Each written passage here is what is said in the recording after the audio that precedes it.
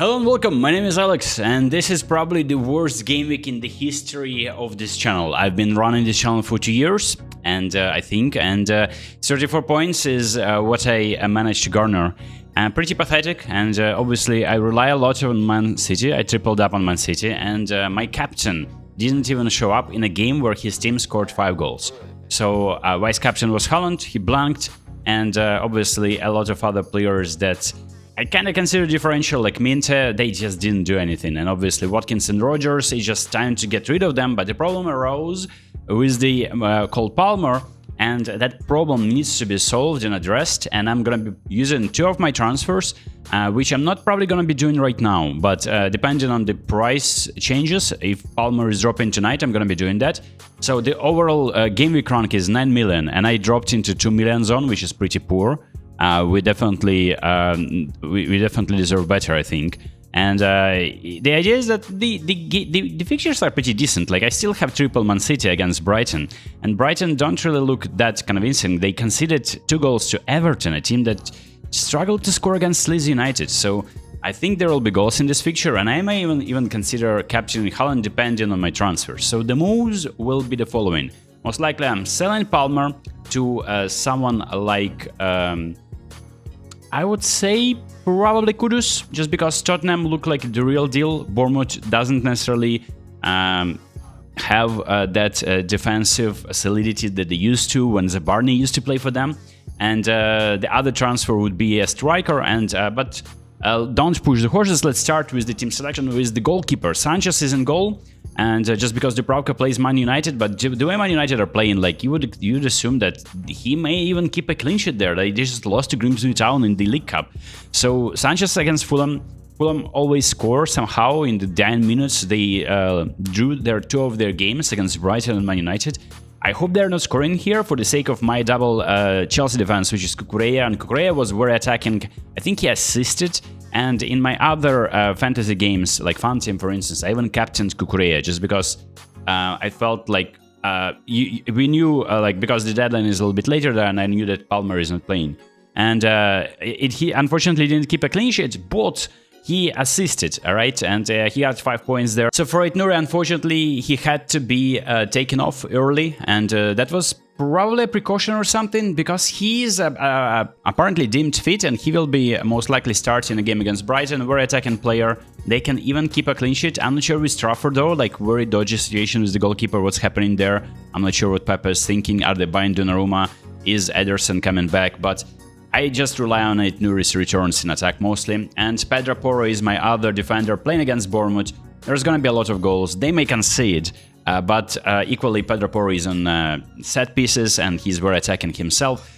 For my midfield, now that I'm gonna be making 2 transfers, most likely Minte is not playing. Instead of Cole Palmer, it's gonna be Kudus, so another Tottenham player.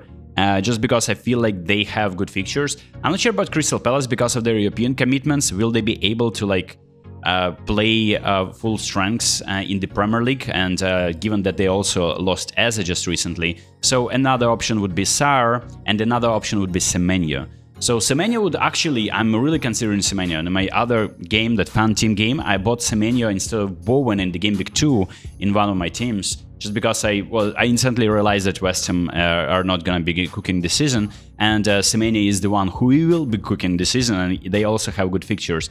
There's also a conversation of picking up some Nottingham Forest players instead of Palmer, so this is still a question mark, the transfer I'm going to be making. The likelihood of Kudus is very high, but I may change my mind close to deadline, like midnight, if Palmer is falling in price. Wirtz is still starting. I don't think that he's going to be delivering again. It's going to be underwhelming, 2-pointer. And I really want to get rid of him, but this injury is cropped up, and I also have other players like Villa players. They're stinking it up the pitch, so I wanted to get rid of them too. So it's not like it's screaming a wild card. This team is decent.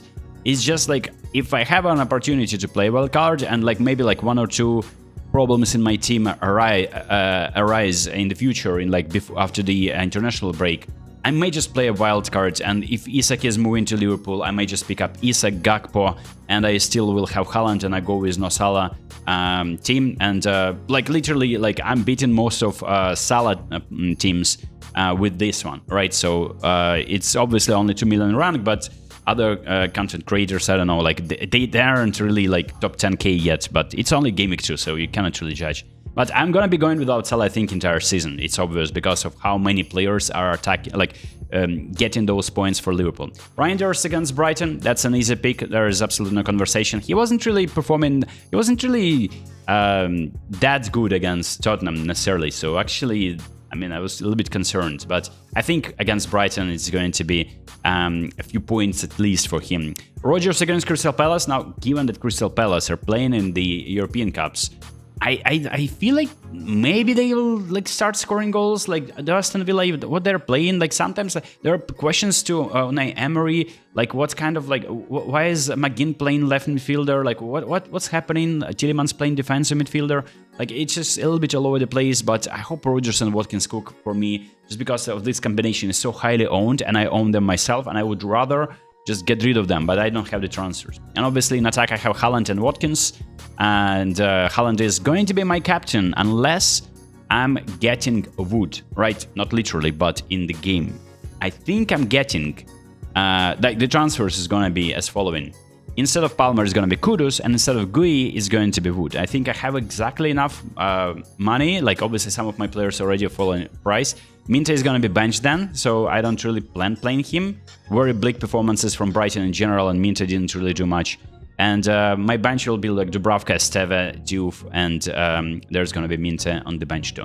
So that has been the team selection, and hope for a green arrow. I hope to jinx everyone who is not in my team. I really wanted to get rid of Palmer, and it's a good opportunity now that he's injured. I really hope for a speed recovery. It looks like he's going to be back for Gameweek 4, but I'm really scared of João Pedro too, so I may just go for João Pedro just for the sake of safety, just because I really wanted him, but there was like this aura of like limited minutes hovering over him, and like that was like restricting his potential. But allegedly he can score and assist and create chances even within 70 minutes to ruin my rank big time like that. So had I had João Pedro at this game week would be actually I would have held my rank. That's pretty poor. Yeah, Watkins is very poor, and I want to get rid of my Villa assets instantly. It's not like knee-jerking. I feel like this is just because we got so many chips from fantasy this season. Like you got double the chips, like wild cards, like free hit. I think playing aggressively is going to be the most rewarding tactic, and I really can establish like the teams that we've seen in preseason that were cooking, and now they are not cooking anymore in the Premier League, and I'm kind of worried, and I want to get rid of these players in favor of players that perform. And like feels reactionary, but I watch these games and I just don't see any points for. It's going to be another 0-0 for Watkins and Rodgers against Crystal Palace. Well, I hope it's not. I hope you enjoyed the short video, and I'll see you next.